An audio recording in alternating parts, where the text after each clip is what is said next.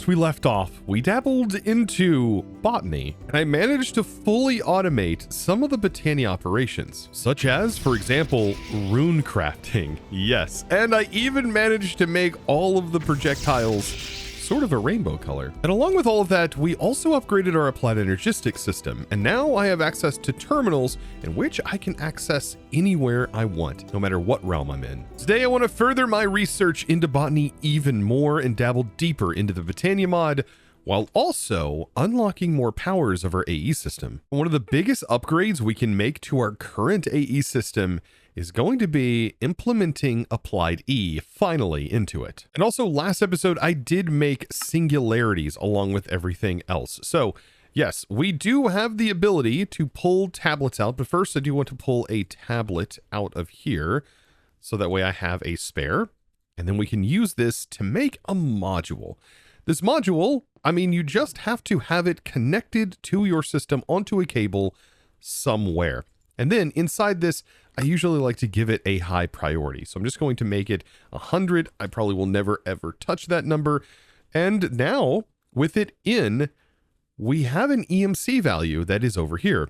And technically now everything that had an EMC value that is in our tablet here is now in here. And what we can do is we can use this value to request them to be in our storage. This is pretty darn cool. So now that we have all of this stuff, if I want more rotten flesh, I say I want 100 rotten flesh. It'll do it, and then it immediately crafts it, by the way. So it doesn't really rely too much on how fast these setups are or these setups are. It will just sort of instantly craft it. And this right here is just the base module of Applied E, because there's technically other things. For example, a transmutation interface, which will allow us to send items out and keep them in stock, and then also have items go in if they have EMC value. We also have the transmutation export bus, which I'm assuming would automatically send out EMCable items and use our EMC to do so. And they also have the import bus, which should also allow things to be converted into EMC, I would assume.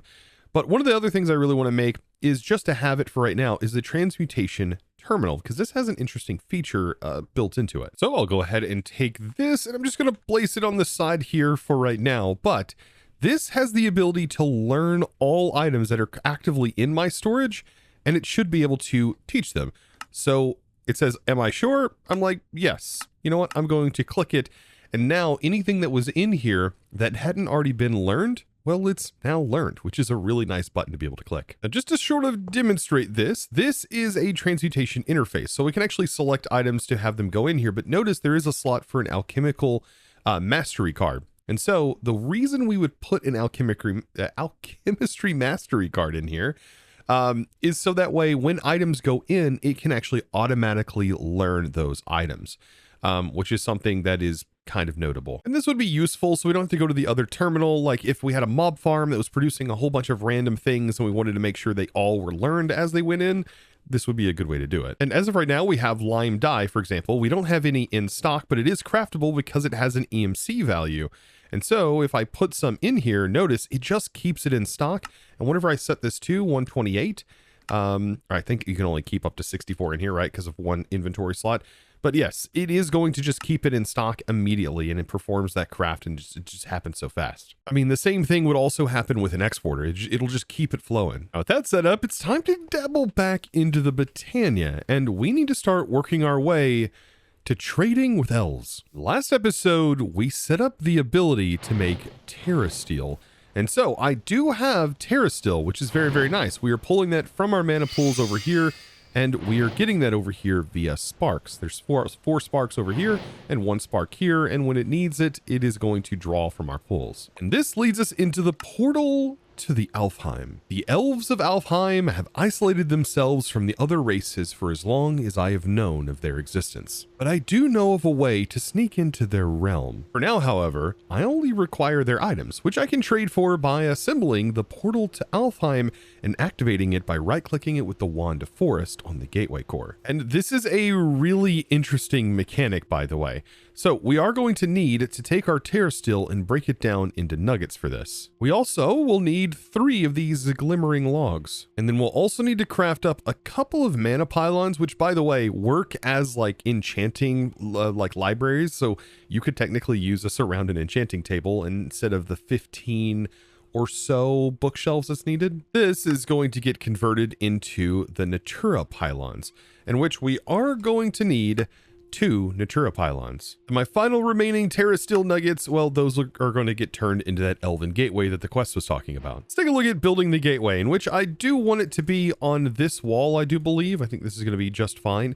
We place in our base core, and I like to just place the logs on the outside of it like so. And then we're going to need another section that leads up, and then this is going to start here. So 1, and then glimmering log, and then another log. Space up, and then we're going to place another log going the opposite direction and continue around. Then finally repeat that entire process as we make our way here. And then I like to break the corners out and replace them.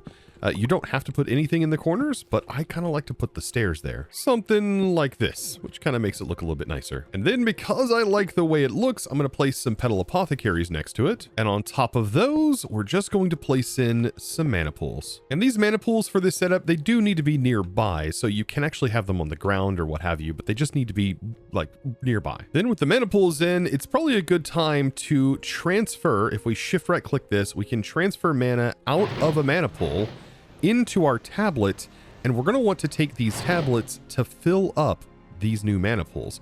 And so the way we can do this, by default, this is set to take from tablet and fill mana pool.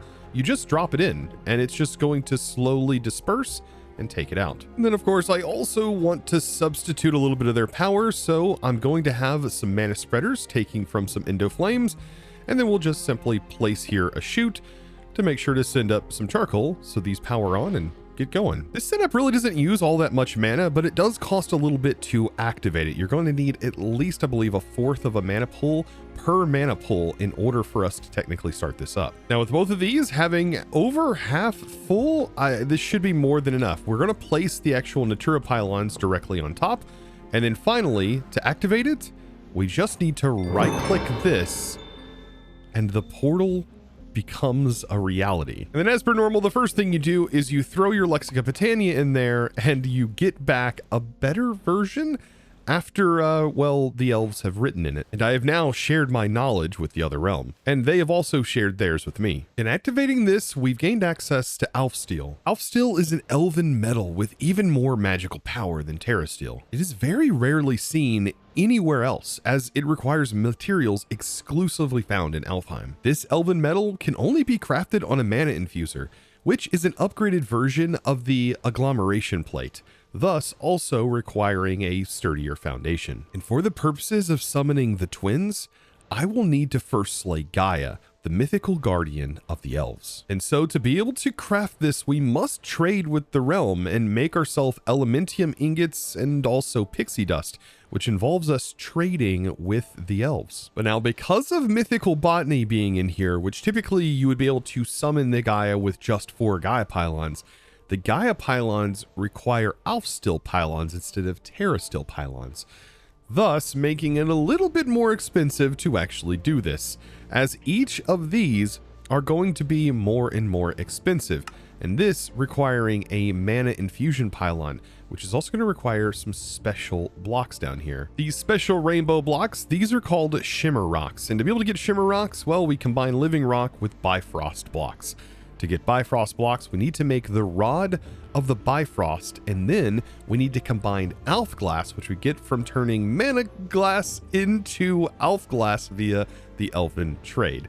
So yes, it is quite a lot of steps, but really we just need to make the Rod of the Bifrost. And so we must trade. And by doing a mana steel trade-off, this takes and sends me back really only half of what I just sent in.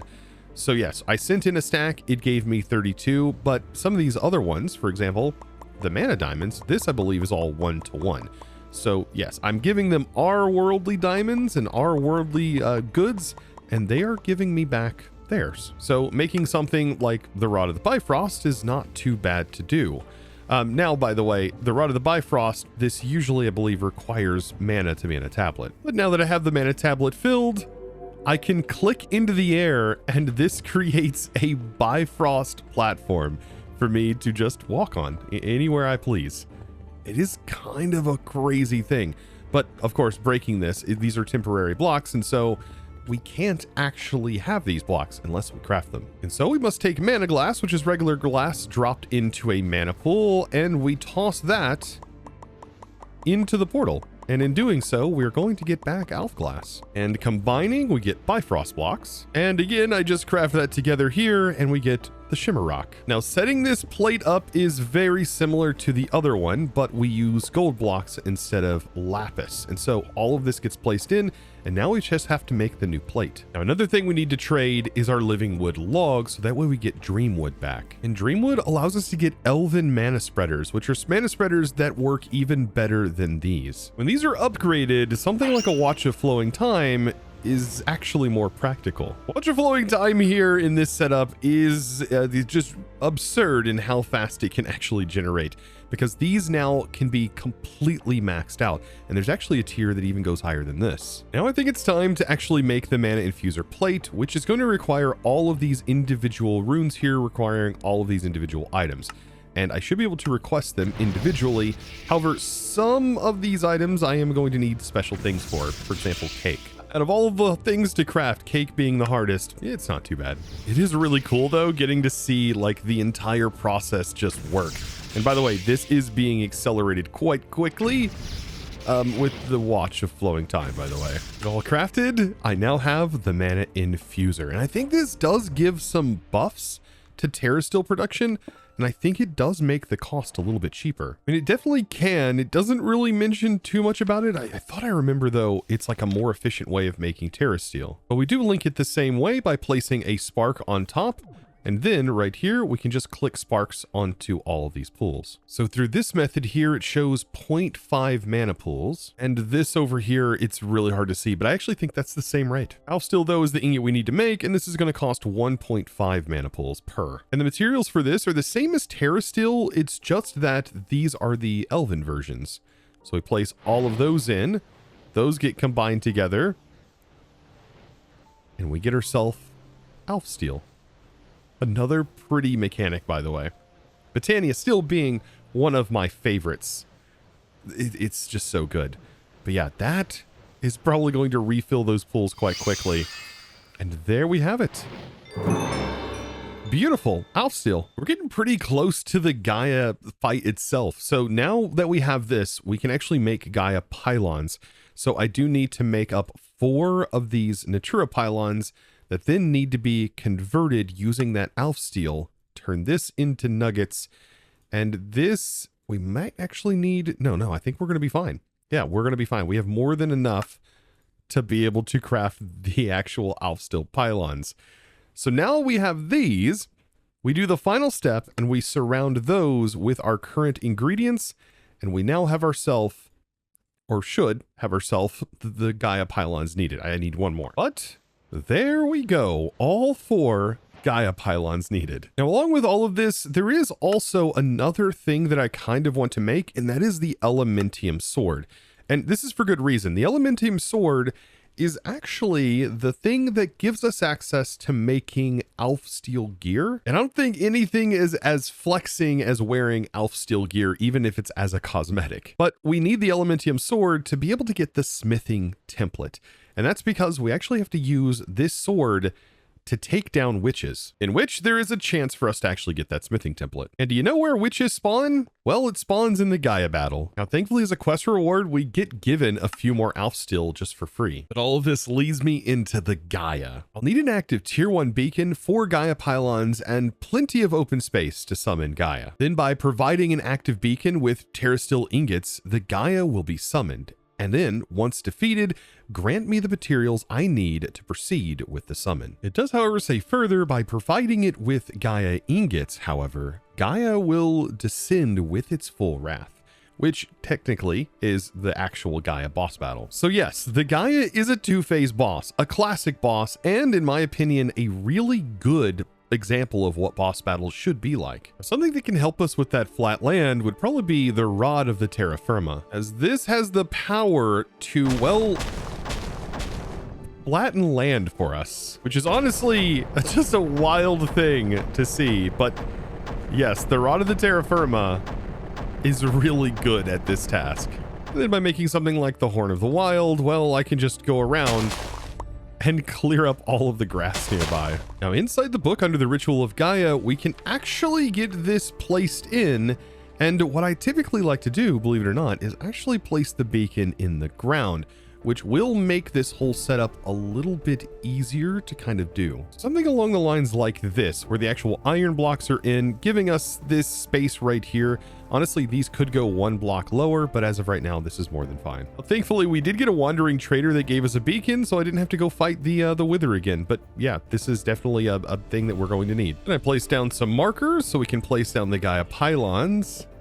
And that is everything. So we have a functioning beacon, which is what's required. And we also have our pylons. And we might as well give ourselves something like speed, by the way, from having this beacon activated. Now, overall, I don't think this is going to be a very difficult fight, at least our first introduction to it. But without further ado, let's send it. We shift right click. And I'm fighting myself. Yes, it is exactly what you see here. So good. Also, yes, I'm going to want to hit it with melee attacks as much as possible. Avoiding these if we can. Any of the purple spots are definitely areas we don't want to be standing in. I think we're doing pretty good so far, though. With base damage, this is really good.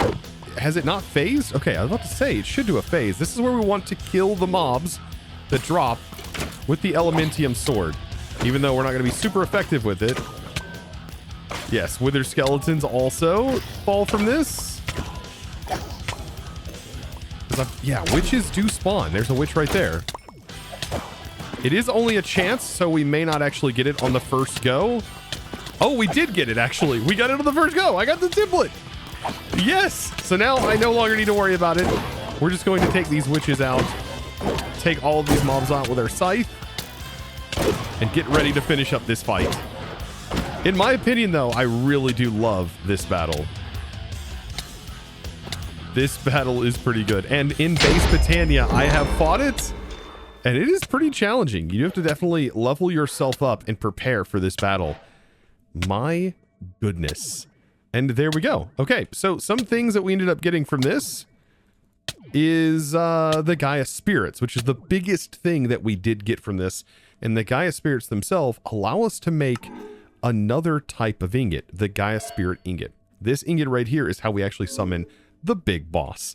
And this, the next phase of this is where we actually get really rewarded. But I ended up getting a Gaia trophy. This is fantastic. We can raise the size of this. So now I have a trophy of myself laying around. The Gaia normally without shaders, by the way, is this like black gobbledygook looking creature with technically it's like a dark overlay over top of your normal skin. With these ingredients though, we can combine all of them together to form the Gaia ingot, which I do want to use, by the way, to summon the big boss and actually get rewarded, because every time we fight it, we should get a mystery box containing an ancient relic, basically a gift from the gods. Still, I am pretty excited that we also ended up getting the smithing template, and we can make more of these, and I'm going to want them because I kind of want to make that gear, but we'll worry about that a little bit later. We have another boss, this one ripe for the slaughter. Yes. Inside of our tiny ring, in which we can't fly or anything because we'll be cast out of the ring, and thus our stuff will be wasted. Yes, I'm gonna try my best, run around with much haste here. And no arrow damage. Ow. Getting hit with blindness and stuff. I know I'm not taking much damage, but man, if we did have a mob that hit us quite hard, I don't know if we'd be able to heal 100% from our lifestone. This is good. They do move around. Should enter into the same phasing condition. This boss, though, is constantly hitting me with some nasty projectiles, which is much different than the other boss. Perfect. Get rid of these guys. Look at all the witches that spawn in this. So yeah, this would be a great place to farm witches. All the Malum magic is so cool seeing it flow around. The time change is wild during this battle. All right, perfect. I think this is almost out of phase. Almost. We got those. Yes, this is the part of the phase. And he's back down. Get ended. Beautiful. That was fun. And after doing this, by the way, we get even more Gaia spirits, a whole bunch of other materials from this, different runes. But the thing I want is the dice of fate. Also, each time you fight this, you do get a different sort of will. Not will, this one just happens to be named will, but like a little trinket. You see there's a whole bunch of them. And these actually go on your Terrasteel gear, and they give you a little bit of a different buff depending on which one you have equipped. But now let's see, what have the fates dealt me? By just simply right-clicking, I got the Ring of Loki. Interesting. The Ring of Loki, while not super useful for me, could be useful.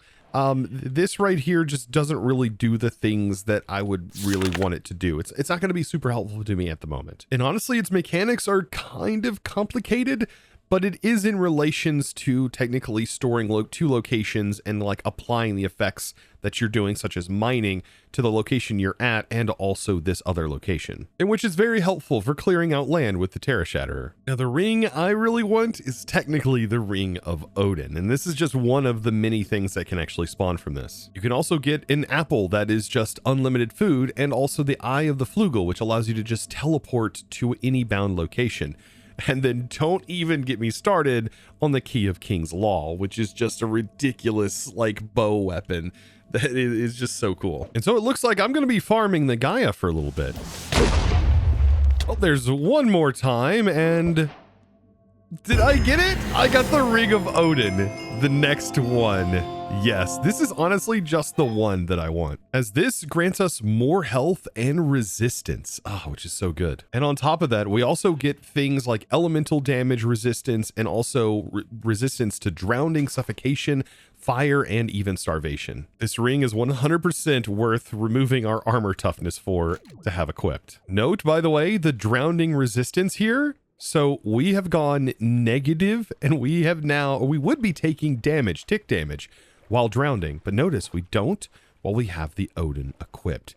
This is so nice. For this, we have now cracked open Botania and technically unlocked the full potential of the MythicBotany mod. Well, see, sort of, because there's actually a lot behind this mod that isn't really explained very well. Like, for example, if I want to be able to craft Mjolnir, this right here requires a ritual that we can't do, because in order for us to even obtain this rune tablet, we have to do a lot of other steps beforehand. And in the book, if I search rituals, it tells me that before I can do a ritual, I must drink. I must drink from the well. Drink from the well of Mimir. To do this, I need to craft the branch of Yggdrasil. Upon making this, I should be able to make a Galahorn, which takes a horn of the wild, which we've already crafted. That's what allowed me to clear out a bunch of grass. And so we'll take our horn of the wild, which I think I ended up learning it. There we go. And then just drop that into a mana pool. That grants us a Galahorn. Then I can take the branch of Yggdrasil right here and give it our Galahorn. And then it will stick out of the front like this. And then we need to link our mana spreaders to it. And this is going to slowly start filling this with mana.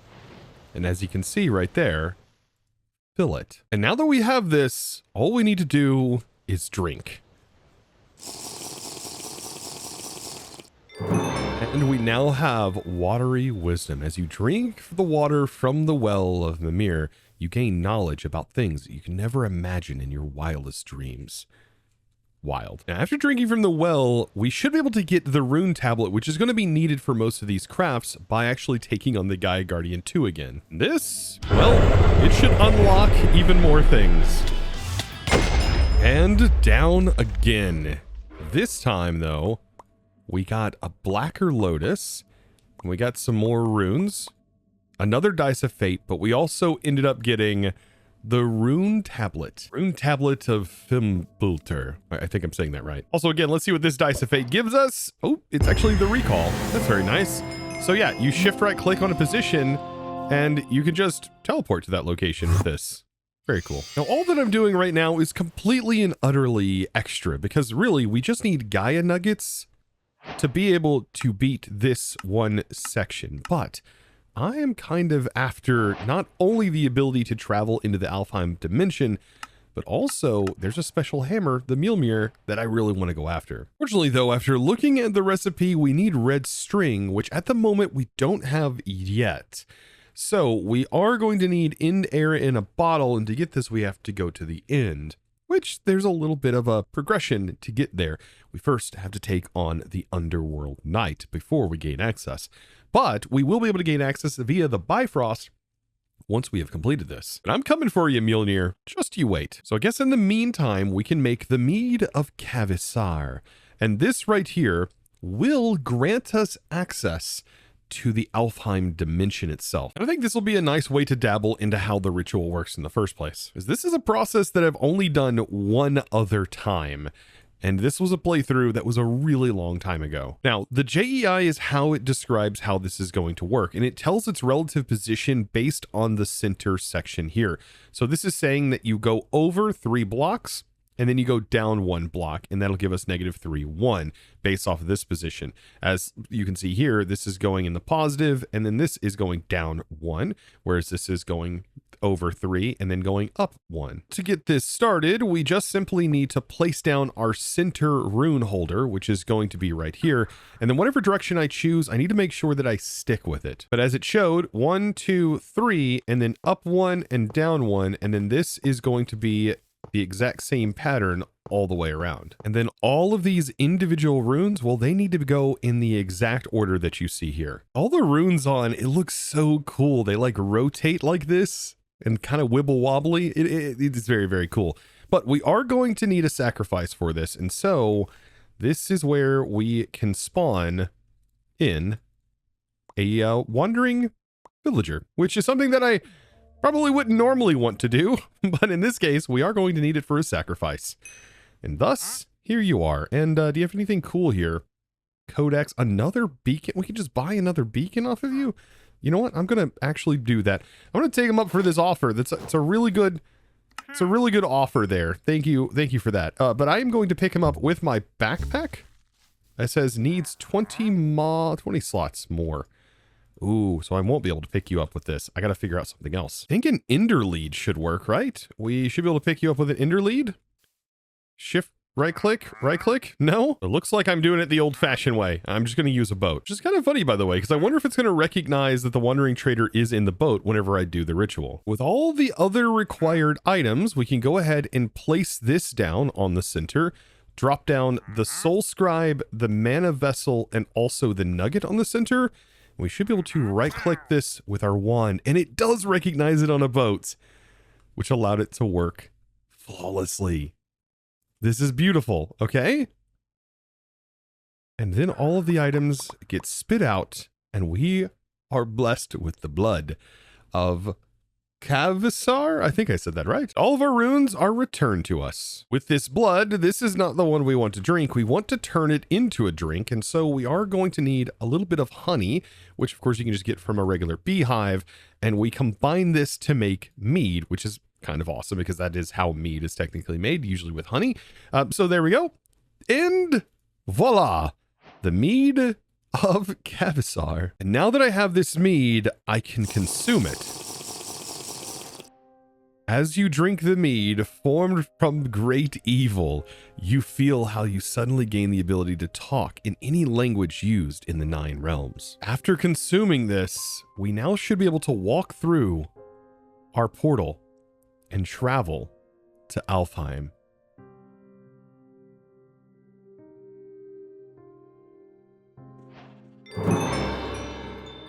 And here we are. We have made it to Alfheim. This is such a pretty skybox, by the way. A vibrant land filled to the brim with all kinds of different materials. Things that we've traded for, by the way. Dreamwood, entire dreamwood trees.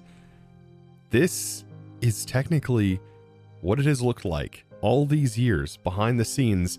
Every time you've traded with the portal, this was the realm that you were kept away from, with free roaming pixies and, of course, the god's favorite animal, the pig. Or at least my favorite animal. Also love how throughout you'll find different apothecaries strung about. And I would also assume that you can find elementium, raw elementium in this dimension, along with dragonstone ore, which I would assume would be in replace of diamonds, where diamonds would normally appear. And you can find gold ore in this dimension. But yes, all of these apothecaries of different types is so cool. Golden Fields biome. Lands that are dotted, by the way, with the different, like, sort of grass types that you see in Botania. This is also fantastic. And you can make this in your own base if you really wanted to. All you have to do is take a pasture seed and combine it with something. And, for example, wheat. And you can make a space that grows grass of types like this. For example, I have a golden pasture seed, and when I click this, it's going to start spreading around. But this place is absolutely gorgeous. And man, it would be so cool if this was the skybox for Midgard. Oh, this is honestly like a land of tranquility, like something that hasn't been touched by human hands, which makes sense. And I completely understand why the elves would want to keep this away from everybody. Areas filled to the brim with just living rock. Just absolutely breathtaking. And I didn't even know this, but there's also little structures here that have like little items in them. That's super neat. And I'm assuming this is one of the crafters, if I remember correctly.